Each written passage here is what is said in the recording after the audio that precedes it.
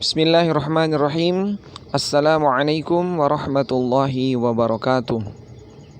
Alhamdulillah wa syukurillah wassalatu wassalamu ala rasulillah sallallahu alaihi wasallam wa ala alihi wa ashabihi ajma'in, amma ba'd. Alhamdulillah, puji dan syukur kehadirat Allah subhanahu wa ta'ala. Hari ini kita bertemu lagi dengan mata pelajaran fikih. Hari ini Pak Guru akan menjelaskan materi lanjutan kita tentang puasa yang pada 2 pekan yang lalu Pak Guru sudah jelaskan. Nah, saat ini lanjutannya Pak Guru akan menjelaskan lebih detail saat ini tentang halangan atau uzur puasa. Tapi sebelumnya Pak Guru ingin mengingatkan kepada kita sekalian untuk selalu rajin cuci tangan ya, senantiasa menjaga jarak, jauhi kerumunan dan tetap gunakan masker. Dan semoga kita senantiasa dalam lindungan Allah subhanahu wa ta'ala, serta pandemi ini semoga segera berlalu. Amin ya rabbal alamin. Nah, adik-adik sekalian, sebelum memulai pembelajaran, alangkah baiknya kita memohon petunjuk dari Yang Maha Besar, Allah subhanahu wa ta'ala, Tuhan yang Maha Kuasa atas segala sesuatu, lewat doa belajar. Dan kita awali dengan membaca basmalah. Bismillahirrahmanirrahim. Allahumma rabbana zidna ilman warzuqna fahman. Baik adik-adik sekalian, Pak Guru akan masuk pada materi, tapi sebelumnya Pak Guru ingin menjelaskan kepada kita sekalian tujuan pembelajaran kita ya. Mungkin Pak Guru lupa sertakan dalam slide, tapi Pak Guru hanya akan menjelaskan tujuan pembelajaran kita pada kesempatan kali ini hanya ada 2, yaitu setelah mempelajari materi ini, kalian peserta didik dapat menjelaskan halangan ya, yang termasuk halangan atau uzur daripada puasa itu sendiri. Kemudian yang kedua, kalian dapat menjelaskan hikmah puasa. Jadi hanya ada 2. Jadi hanya terkait dengan halangan atau uzur, macam-macam halangan atau uzur puasa dapat mengidentifikasi. Yang kedua dapat menjelaskan atau menyebutkan hikmah daripada berpuasa. Nah, saat ini kita masuk pada halangan atau uzur puasa. Berpuasa Ramadan merupakan kewajiban yang tidak boleh ditinggalkan. Mengapa demikian? Kita ketahui bersama bahwa puasa Ramadan merupakan salah satu dari rukun Islam. Meninggalkan puasa dengan sengaja adalah perbuatan dosa besar. Namun, sebagian orang ada yang tidak dapat melaksanakannya atau banyak menemui kesulitan jika melaksanakannya. Nah, kesulitan-kesulitan itu yang menghalangi puasa. Kesulitan itu yang menghalangi puasa disebut uzur syar'i. Jadi uzur syar'i. Orang yang mendapat halangan atau uzur boleh mengganti puasa Ramadan dengan qada atau fidyah sesuai dengan jenis uzurnya. Jadi halangan atau kendala dalam menjalankan ibadah puasa itu disebut uzur, namun harus sesuai dengan syar'i, artinya yang dibenarkan oleh agama. Dalam Al-Quranul Karim Allah subhanahu wa ta'ala berfirman, Bismillahirrahmanirrahim, Faman kana minkum maridan aw ala safarin fa'iddatum min ayyamin ukhar wa 'alal ladzina yutiqunahu fidyatun ta'amu miskin faman tatawwa'a khairan fahuwa khairul lah wa an tasumu khairul lakum in kuntum ta'lamun. Yang artinya, maka barang siapa di antara kamu ada yang sakit atau dalam perjalanan, lalu ia berbuka, maka wajiblah baginya berpuasa sebanyak hari yang ditinggalkan itu pada hari-hari yang lain. Dan wajib bagi orang-orang yang berat menjalankannya jika mereka berpuasa membayar fidyah, yaitu memberi makan seorang miskin. Dan barang siapa yang dengan kerelaan hati mengerjakan kebajikan, maka itulah yang lebih baik baginya, dan berpuasa lebih baik bagimu jika kamu mengetahui. Quran Surah Al-Baqarah ayat 184. Jadi Quran Surah Al-Baqarah ayat 184 ini merupakan dalil ya, dalil dasar hukum uzur atau halangan yang membolehkan seseorang membatalkan puasa atau berbuka ya. Inilah salah dalil utama di dalam Al-Quranul Karim terhadap orang-orang yang diperbolehkan ya, karena ada halangan atau uzur yang syar'i yang dibenarkan oleh agama. Apa saja itu? Nah, kita bahas saat ini juga. Yang pertama, boleh tidak berpuasa tetapi harus mengqadha puasanya. Mengqadha itu maksudnya mengganti puasanya, membayar puasanya di luar bulan Ramadan, mengganti puasanya di luar bulan Ramadan. Siapa sajakah mereka? Yang pertama, orang yang sedang sakit, yang jika dipaksakan berpuasa, sakitnya akan bertambah parah, maka boleh berbuka puasa.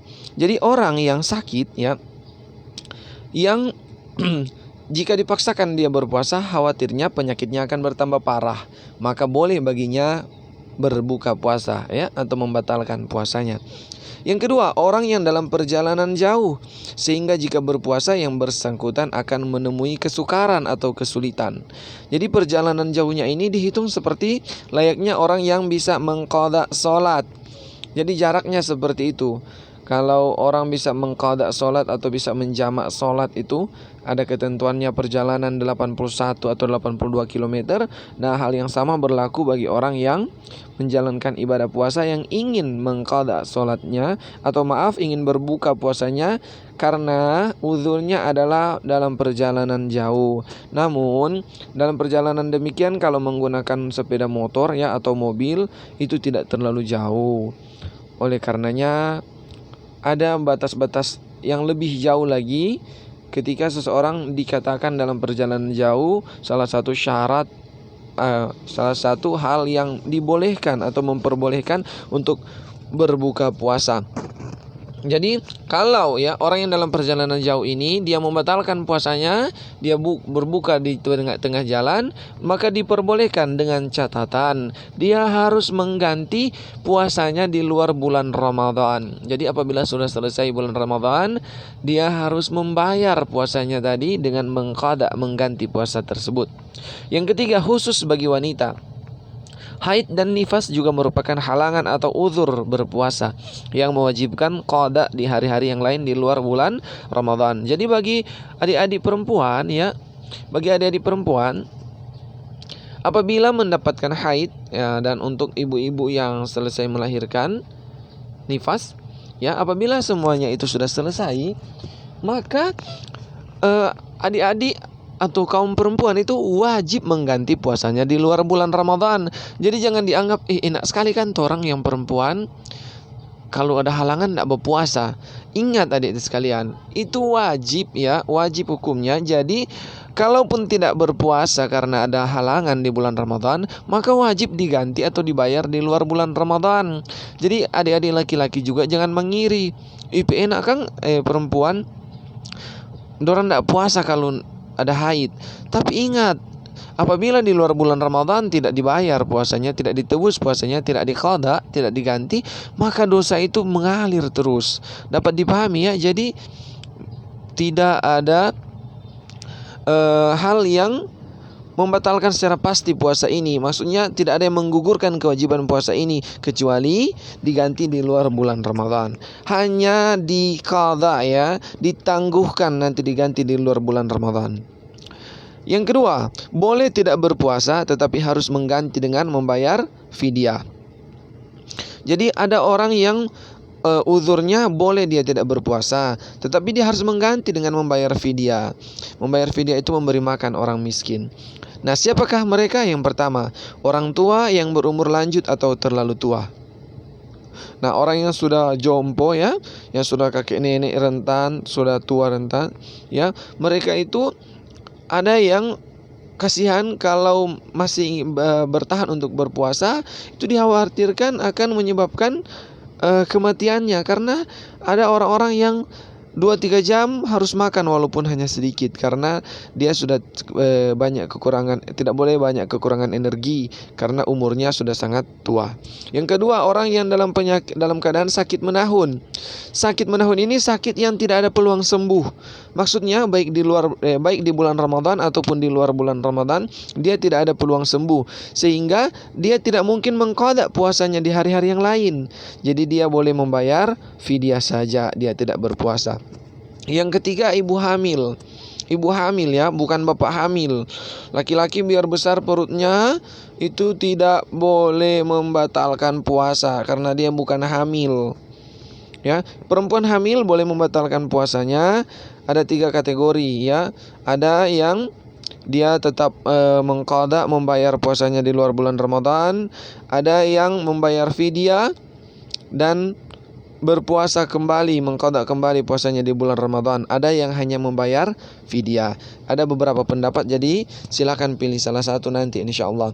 Kemudian yang keempat, menyusui anak. Jadi orang yang dalam keadaan menyusui anak, boleh dia membatalkan puasanya dengan membayar fidyah. Yang kelima, orang yang pekerjaannya tidak memungkinkan dapat berpuasa Ramadan dan tidak dapat mengqadha di hari-hari yang lain. Jadi ini orang yang berat kerjaannya ya.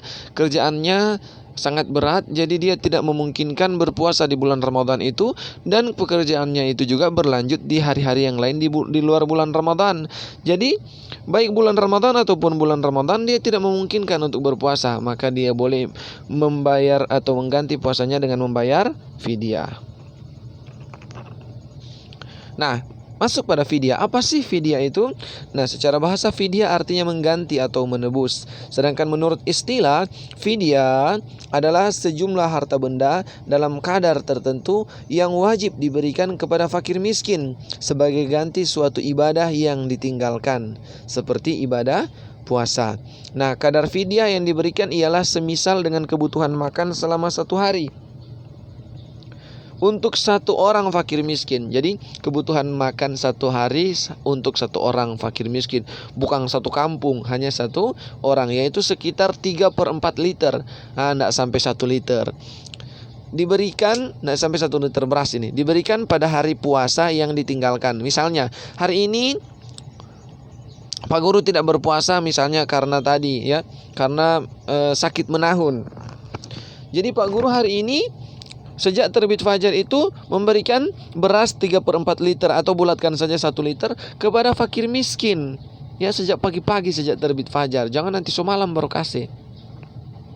Kalau hari ini terangnya puasa, hari ini juga diberikan. Nah, jadi adik sekalian, fidyah ini tebusan ya, atau untuk mengganti puasa kita. Jadi dia berupa harta benda dalam kadar tertentu yang wajib kita berikan kepada fakir miskin, kepada fakir miskin yang benar-benar fakir miskin ya.